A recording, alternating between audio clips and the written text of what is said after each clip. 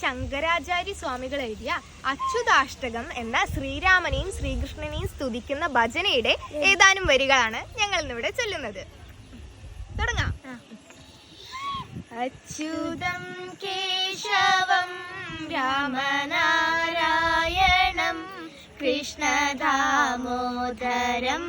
വാസുദേവം ഹരിം Sreedharam മാധവം ഗോപികാവല്ലഭം ജാനകീനായകം രാമചന്ദ്രം ഭജേ. Achyutam കേശവം സത്യഭാമാധവം മാധവം Sreedharam രാധികാരാധിതം